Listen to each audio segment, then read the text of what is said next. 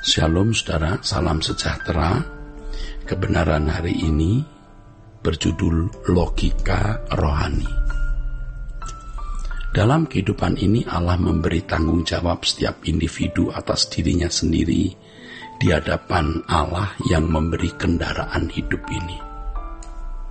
Tuhan menciptakan manusia dan melengkapinya dengan pikiran, perasaan, dan kehendak. Semua ini merupakan sarana atau perlengkapan untuk dapat mengemudikan kehidupan masing-masing individu. Manusia harus belajar bagaimana mengemudikan hidupnya secara benar, sesuai dengan kehendak yang menciptakan kehidupan itu, dan mengarahkan ke arah yang benar sesuai dengan kehendak penciptanya. Paulus dalam suratnya mengatakan, "Tetapi aku melatih tubuhku dan menguasainya seluruhnya, supaya sesudah memberitakan Injil kepada orang lain, jangan aku sendiri ditolak." Kalimat ini dalam teks Yunaninya adalah Allah hupopiazo motosoma kai dulakuku mepos alois keruksas autos adokimos genomai. Nah, ini saudaraku panjang ya. Sebenarnya tidak perlu dibaca panjang begini. Tetapi saya mau menegaskan bahwa ini terjemahan aslinya, yang tentu saya sebagai pengajar harus mengerti bahasa ini. Kata adokimos artinya bukan saja berarti ditolak, melainkan juga tidak disetujui, disapprove, dibuang, cast away, atau tidak diperhitungkan karena dianggap tidak memenuhi syarat, be disqualified, ya, tidak memenuhi kualifikasi. Pernyataan Paulus ini jelas menunjukkan bahwa kita harus menguasai atau mengendalikan hidup sedemikian rupa supaya kita diterima di kemah abadi. Ya, ini perjuangan, saudaraku, perjuangan. Untuk dapat mengendarai hidup dengan benar dan mengarahkannya ke arah yang Tuhan kehendaki, itu bukan sesuatu yang sederhana dan mudah. Kita harus bergumul dengan segenap hidup. Inilah perjuangan yang tiada berakhir, ya, sampai kita menutup mata. Dalam hal ini orang percaya diajar untuk mengerjakan keselamatan dengan takut dan gentar. Manusia harus mengarahkan kehendaknya sendiri. Untuk itu kita harus mengisi pikiran kita dengan sesuatu yang baik. Kalau kebenaran diisikan dengan dalam pikiran, maka pikiran akan terarah ke surga, ya, kerajaannya maksudnya. Hadirat Tuhan yang dirasakan setiap hari akan mengarahkan selera jiwa kita kepada Tuhan, sampai kita merasakan bahwa kebutuhan kita hanyalah Tuhan saja. Makanya kita harus benar-benar menikmati dan mengalami hadirat Allah tersebut, saudaraku. Kita harus memiliki ketekunan fokus kepada Tuhan dan kerajaannya dan tidak bergeser. Ke arah inilah kita menemukan tujuan hidup kita. Untuk itu, saudaraku sekalian, kita harus memiliki logika rohani. Logika rohani, sebab logika seseorang mengarahkan kemudi hidupnya. Untuk mengubah logika duniawi ke logika rohani memang membutuhkan waktu yang panjang. Kita harus terus-menerus memenuhi pikiran dengan firman Tuhan, serta mengalami hadirat Tuhan setiap hari. Ini adalah perjuangan yang harus kita lakukan tiada henti sebagai satu-satunya agenda hidup ini. Hal ini tidak bisa muncul dengan sendirinya. Kitalah yang harus berjuang dalam ketekunan maksimal. Artinya tidak ada yang kita perjuangkan lebih dari hal ini.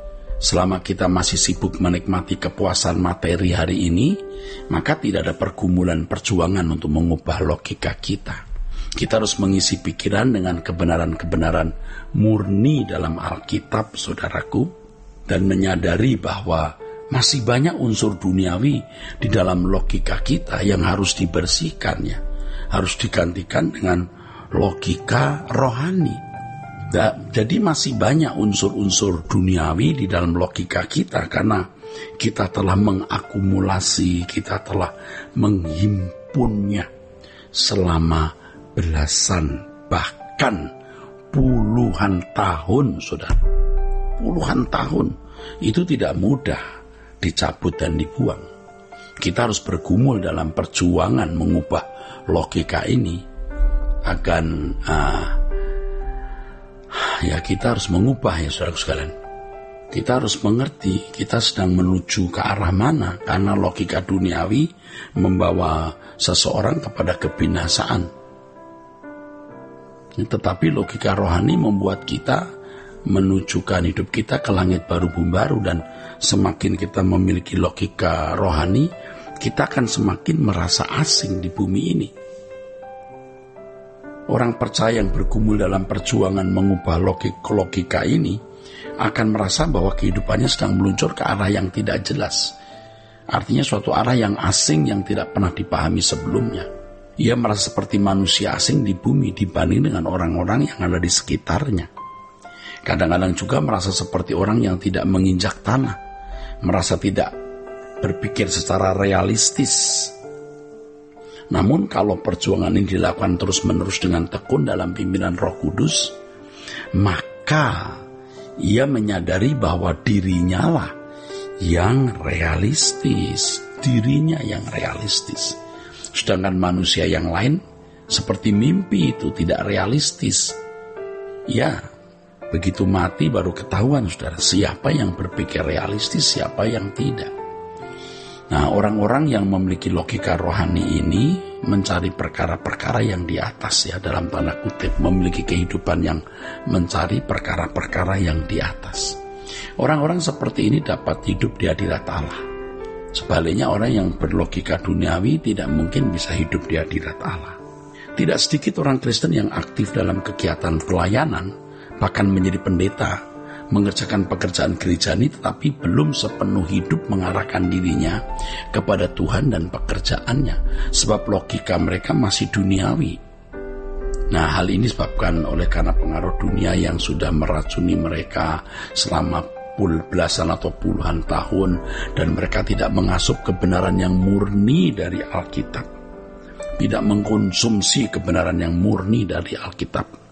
Mereka berpikir kalau mereka sudah mempercakapkan hal-hal rohani, mereka merasa sudah hidup di dalamnya.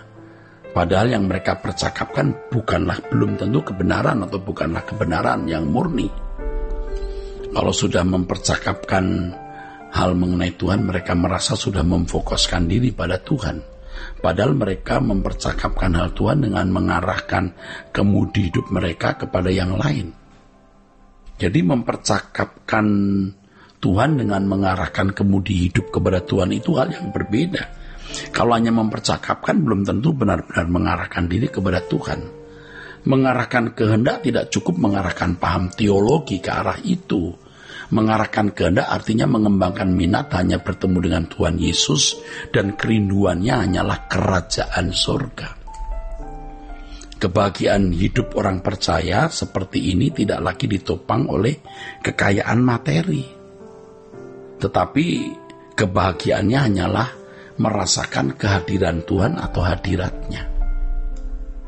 Dalam semua ini, logika memiliki peran yang sangat besar. Itulah sebabnya, saudaraku, perlu digarisbawahi. Untuk memiliki logika rohani, seseorang harus terus-menerus memenuhi pikirannya dengan firman Tuhan yang murni, ya, serta mengalami hadirat Tuhan setiap hari. Kiranya kebenaran hari ini memberkati kita sekalian. Sola Gracia.